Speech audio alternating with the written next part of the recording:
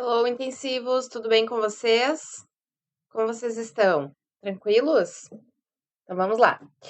Enem 2020, vamos trabalhar então com esta prova. Na aula anterior, ali na plataforma, vocês têm um vídeo com a prova do Enem 2021.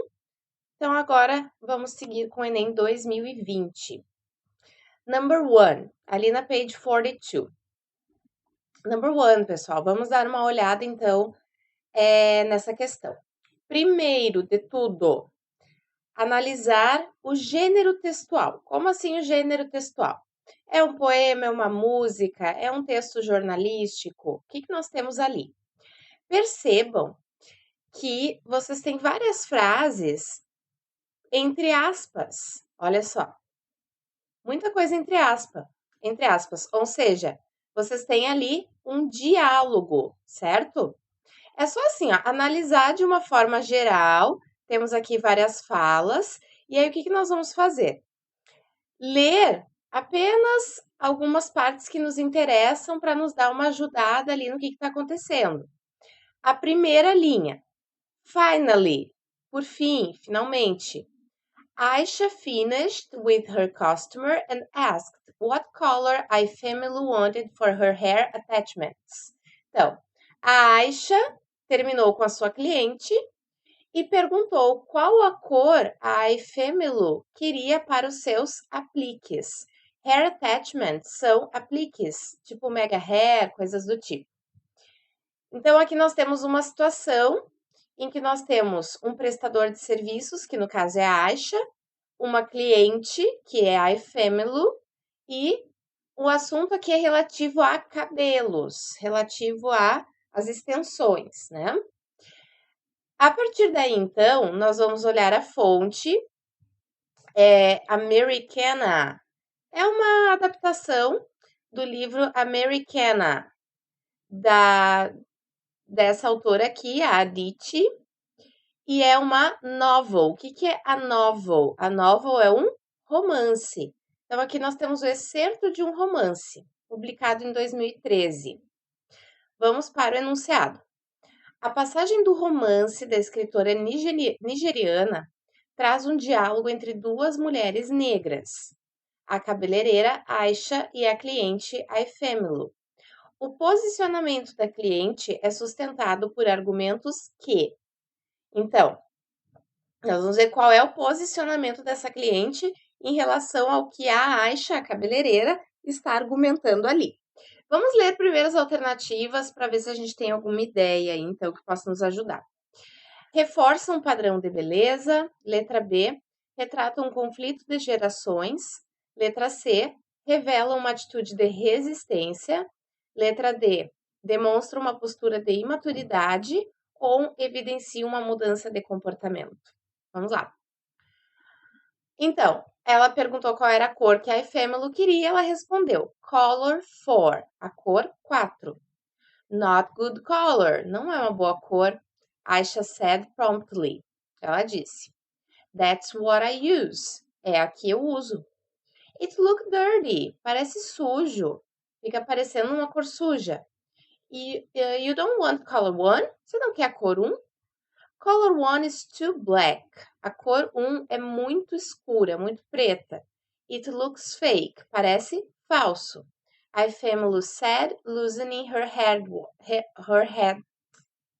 drop. Sorry, people.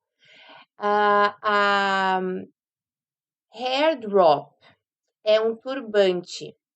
Então, ela disse, loosening her hair drop. Loosening quer dizer que sim, afrouxando, deixando ele soltinho, tá? Sometimes I use color 2. Às vezes uso a cor 2. But color 4 is closest to my natural color. Mas, temos aqui uma conjunção. A cor 4 é o mais perto da minha cor natural. E aí, temos um espaço que o autor não, no caso, quem formulou a questão, pegou uma outra parte do texto para continuar. A partir daqui, até aqui, gente, vamos dar mais uma olhada aqui na questão das questões, né? Então, o posicionamento da cliente é sustentado por argumentos que reforçam um padrão de beleza, retrata um conflito de gerações. A letra B nós já podemos eliminar. Ali não há um conflito de gerações. Percebam que ali há uma, não digo nenhuma discussão, mas há um diálogo em que a cliente pede uma cor e a cabeleireira fica tentando fazê-la mudar de ideia. Então a letra B já não é. Revela uma atitude de resistência, pode ser. Demonstra uma postura de imaturidade, também não. Evidencia uma mudança de comportamento. Será que ela vai mudar? Ou ela vai se manter firme na opinião? Vamos continuar. She touched Ifemilu's hair. Ela tocou no cabelo da Ifemilu. Why don't you have relaxer? Por que você não usa um relaxante? Relaxante era um nome para escova progressiva, digamos, essas escovas que alisam o cabelo. Antigamente era um relaxer. Hoje em dia já tem um nome, né, de escova progressiva, enfim. E ela diz: I like my hair the way God made it. Eu gosto do meu cabelo da maneira que Deus o fez. Então, gente, esse posicionamento da cliente revela o quê? Uma atitude de resistência, letra C. Ela não trocou a cor do cabelo como a cabeleireira queria. Ela diz que gosta do seu cabelo do jeito que Deus o fez. Tanto que a cabeleireira pergunta para ela fazer um alisamento, algo do tipo. Ela diz que não. Então, aqui a gente já pode inferir que o cabelo dela é crespo, ele não é liso. E aí, ela tem que ficar argumentando ali com a cabeleireira de que ela usa o cabelo assim porque ela gosta mesmo, tá? Então, revela uma atitude de resistência. Number 2. A minor bird. Um pássaro pequeno, um passarinho. A minor bird. Nós temos aqui um poema que é do Robert Frost. Ele foi publicado ali no West Running Brook em 1928, em 1928. Um texto relativamente, não digo antigo, né? Mas enfim. A Minor Bird, um passarinho. Vamos começar lendo o enunciado. Aqui, só pelo estilo, o formato aqui do gênero textual, nós já sabemos que é um poema. Poderia ser também uma música, mas aí nós vamos para o enunciado para que ele nos ajude. No poema de Robert Frost, as palavras fault e blame revelam por parte do eu lírico uma. Então, fault e blame. Fault, gente, é o mesmo que culpa. Fault, o substantivo culpa. Blame é o verbo culpar. Blame, to blame. Então, aqui nós temos um exemplo clássico de uma questão que aborda associação de vocábulos. Então, nós temos que associar os dois vocábulos fault e blame ao texto. E o que o eu lírico revela com o uso dessas duas palavras. Então, nós vamos direto ao texto procurar essas two words, essas duas palavras, então. Fault. Temos aqui, ó, na segunda estrofe, no quarto verso. The fault must partly have been in me. A culpa deve ser parcialmente minha. The fault must, lembra do must? Deve, pode, tem uma força, uma forte possibilidade. Parcialmente estar em mim. The bird was not to blame for his key. O pássaro não tinha culpa, não era culpado pela sua habilidade, que aqui vem como habilidade, no sentido da habilidade. Percebam que o texto ele é de 1928, então é uma linguagem um pouco obsoleta. Então, aqui nós temos que. The bird was not to blame for his key. Ele não tinha culpa da sua habilidade. Ok? Então, percebam uma coisa. Para nós entendermos esses dois versos, nós vamos lá para o começo do texto. Para otimizarmos nosso tempo. I have wished a bird would fly away. Eu desejei que um pássaro voasse. And not sing by my house all day. E não cantar ao lado da minha casa o dia todo. Aqui é sing, não é sing.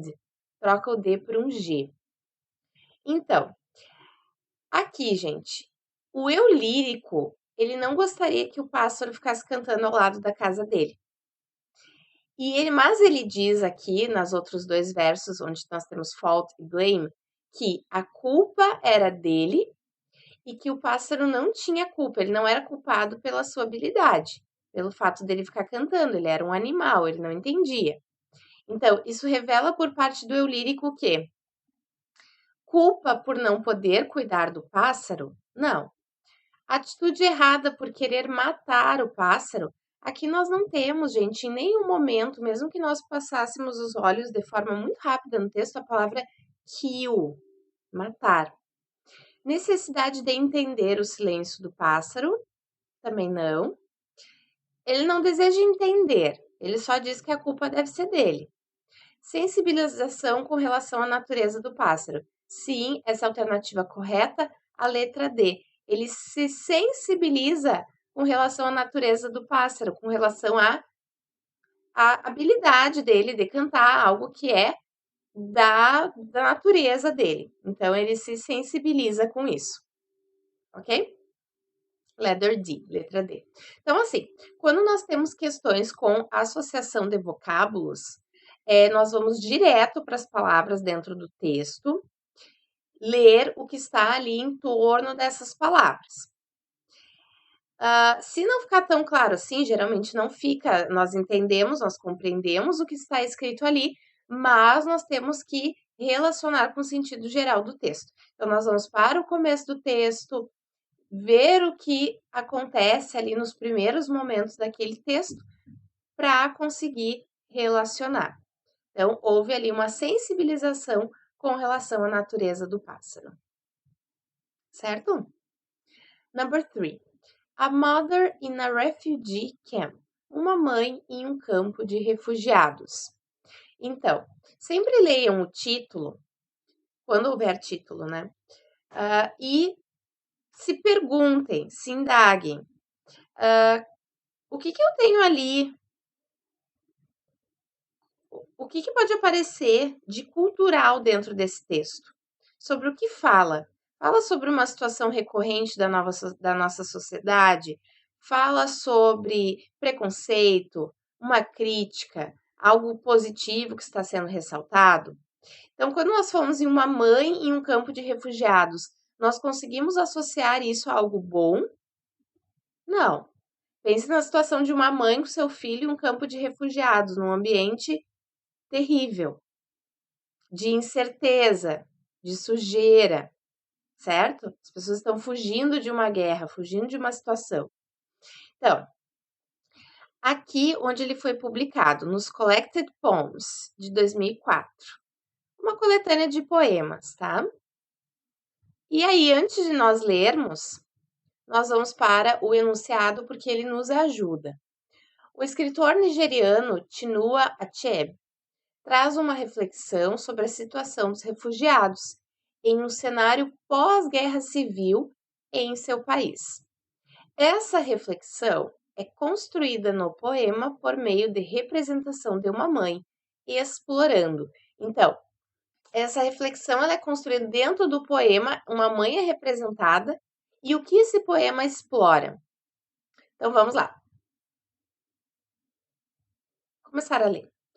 No Madonna and child could touch her tenderness for a son, she soon would have to forget. Então, nem Madonna and child. Gente, Madonna é Maria, dentro do contexto de Maria e Jesus. Então, nem Maria e o menino, a criança, o menino Jesus, child, ambos estão com letras maiúsculas, né? Could touch, poderiam tocar. Her tenderness for a son, she soon would have to forget. Her tenderness, o seu carinho por um filho, que ela em breve teria de esquecer. Presta atenção nesta parte agora.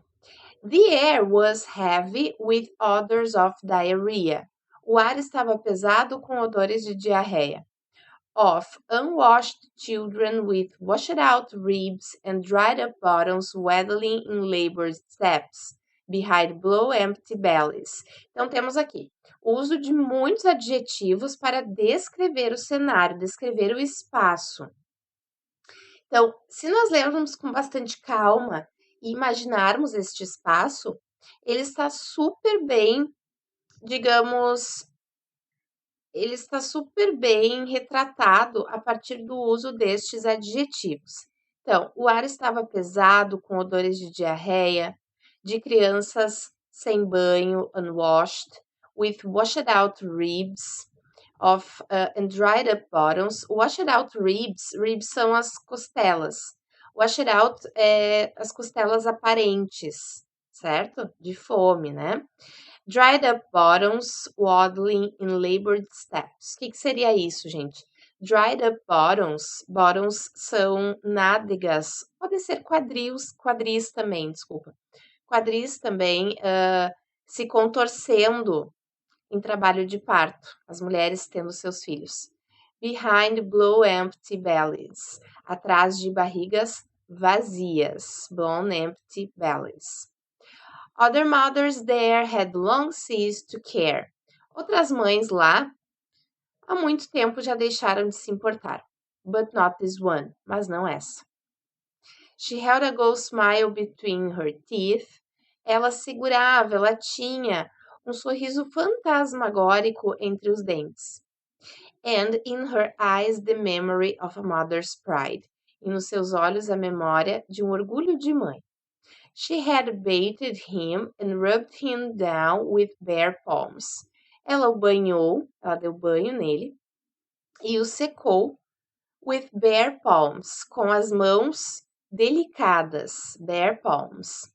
She took from her bundle of possessions a broken comb and combed the rust-colored hair left on his skull, and then, humming her eyes, began carefully to part it. Então, o que ela fez neste filho? Ela deu um banho nele, o secou. She took from their bundle of possessions, ela tirou da sua porção de posses, no caso, uma bolsa, algo do tipo, do que ela tinha ali, uma escova quebrada. E penteou the rust-colored hair. Rust é um cabelo que já tá seco, deteriorado, judiado. Isso que sobrou, que ainda tinha, que ainda estava ali no seu crânio, na sua cabeça. And then, humming her eyes, olhando nos seus olhos, ela começou cuidadosamente a parti-lo. Partir ali o cabelo, arrumar. In their former life, these were, perhaps, a little daily act of no consequence, before his breakfast and school. Então, in their former life, na sua vida anterior, então na vida que eles tinham no seu país, isso seria talvez um ato diário, pequeno ato diário, de nenhuma consequência, antes do café da manhã e da escola. Ela pentear os cabelos do filho, arrumá-lo, dar um banho para levar para a escola. Now she did it like putting flowers on a tiny grave. Então, hoje ela fez isso como colocando flores em uma pequena cova. Pessoal, now she did it. Agora ela fez isso like. Então, assim, quando nós temos o like, há ali uma comparação, tá? Não é o verbo gostar. Há uma comparação. Está sendo usada ali uma conjunção para comparar.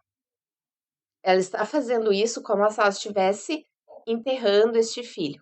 Ela não está enterrando este filho, mas ela já está vivendo ali o luto de algo que pode vir a acontecer. Muito bem, agora nós vamos para as nossas opções. Letter A. Demonstração de orgulho por não precisar pedir doações. Já vamos riscar esta. Descrições artísticas detalhadas de uma obra conhecida, também não. Aceitação de diagnóstico de doença terminal do filho, não há uma aceitação, tanto que ali está escrito que as outras mães já deixaram de se importar, ela não. Consternação ao visitar o túmulo do filho recém-nascido, ali não há uma visita, ela está arrumando esta criança. Impressões sensoriais, perceba esta palavra, experimentadas no ambiente. Quando nós usamos tantos adjetivos, o autor usou muitos adjetivos para falar sobre um ambiente. Então, aqui ele representa, a partir do uso desses adjetivos, experiências sensoriais. Ele fala sobre como estava o lugar, as impressões sensoriais que são experimentadas no ambiente. Então, foi assim que a reflexão foi construída no poema, por meio da representação dessa mãe, certo? Number 4. Aqui no number 4, nós temos um exemplo muito bom da associação da linguagem não verbal e da linguagem verbal. Então, nós temos ali algumas pessoas de diferentes etnias segurando cartazes. Percebam que elas não estão com as feições muito felizes, elas estão sérias. Então, ali, a primeira garota que vocês têm ali, ela segura um cartaz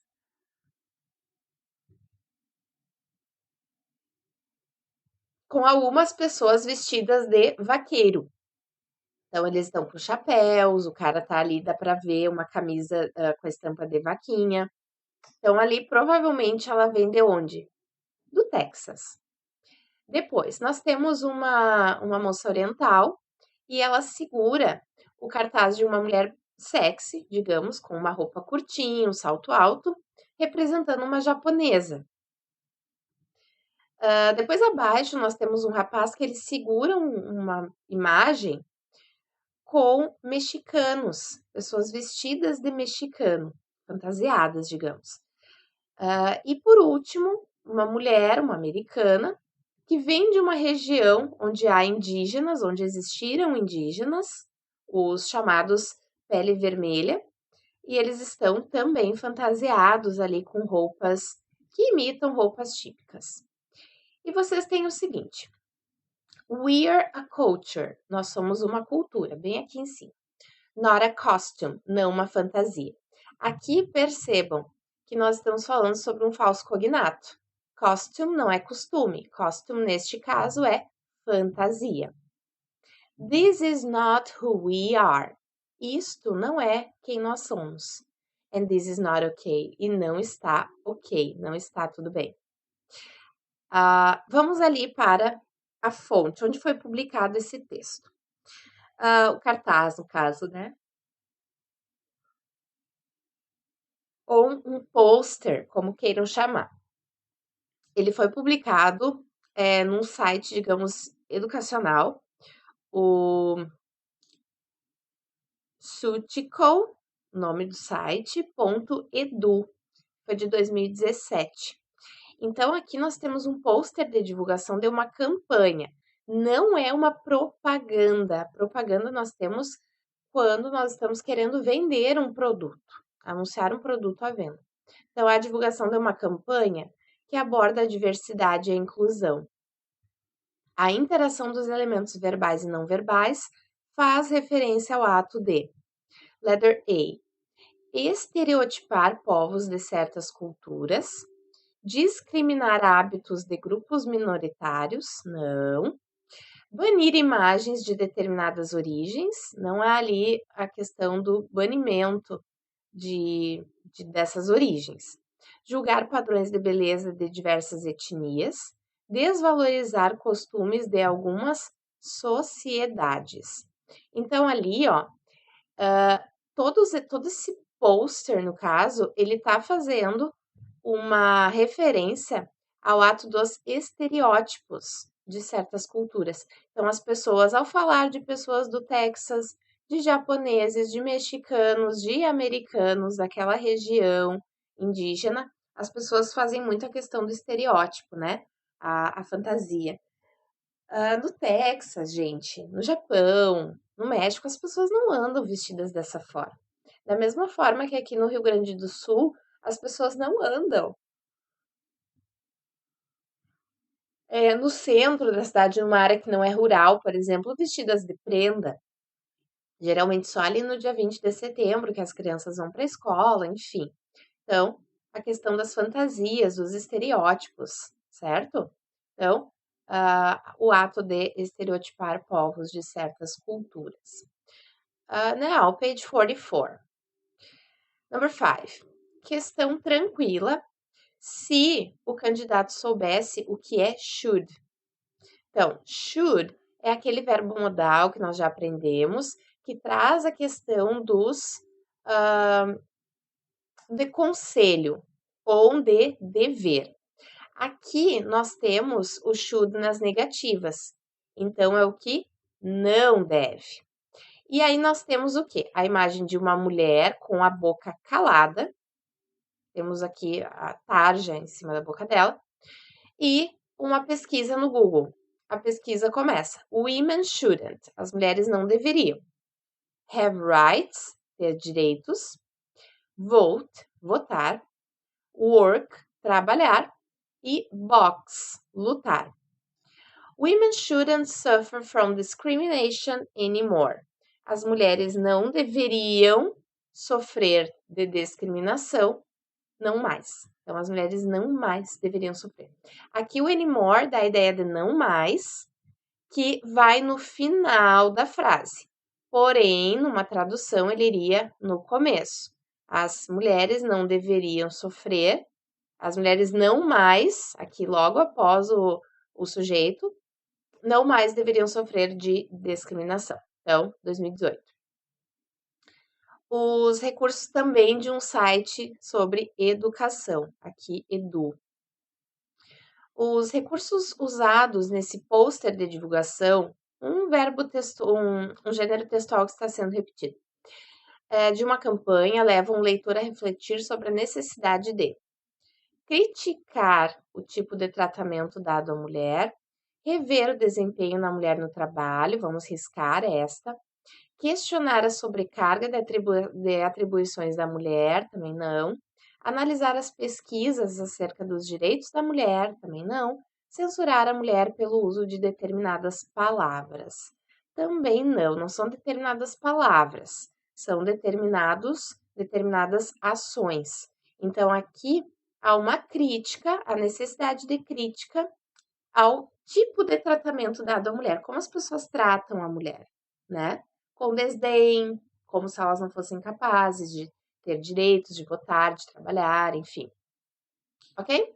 Então, ficamos por aqui neste vídeo. No próximo vídeo, nós vamos trabalhar com Enem 2019. Espero que vocês tenham aproveitado, ok? Bye, bye. Have a nice day.